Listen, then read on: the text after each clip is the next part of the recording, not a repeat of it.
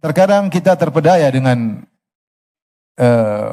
perkataan seorang, ya, jelaskan dengan indah. Allah berfirman, wa minan nasi may yu'jibu qawlu fil hayatid dunya wa yashhadullah ala ma qalbihi wa waladul khisam. Tentang orang-orang munafik. Kata Allah, di antara manusia ada yang perkataan yang buat kau takjub kalau menjelaskan. Bahkan dia mengatakan Allah bersaksi atau Allah tahu tentang ini. Perkataan indah. Padahal dia adalah musuh yang bubuyutan, ya.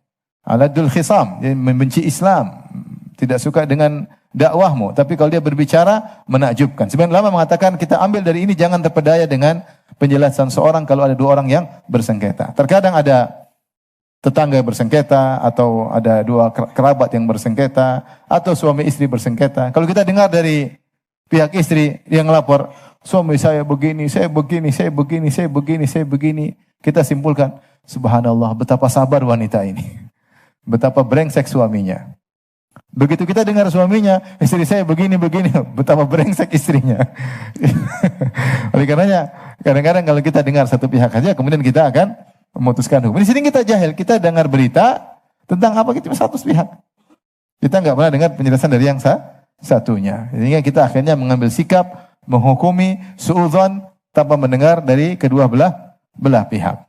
Kalau kita nggak bisa mendengar dari dua belah pihak, maka tidak usah masuk di tengah-tengah untuk menjadi hakim atau untuk memberi hukum kepada seseorang. Dan ini dalam masalah apa saja kita dengar berita. Namanya berita sering disetir, bisa jadi para pembuat berita dibayar sehingga membuat berita tertentu seakan-akan suatu kesepakatan padahal mereka hanya dibayar, dan itu kita tahu, ya.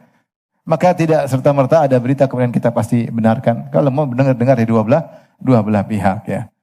Maka janganlah kita jadi orang bodoh, ya, sehingga kita memberi hukuman kepada seorang tentang seorang yang sedang bersengketa tanpa mendengar dari dua belah pihak. Kata Allah, antusibu qauman bijahalah fatusbihu ala ma fa'altum nadimin. Akhirnya gara-gara kau tidak cross check, akhirnya kau menimpakan suatu hukum atau perbuatan keburukan kepada suatu kaum dengan kebodohan.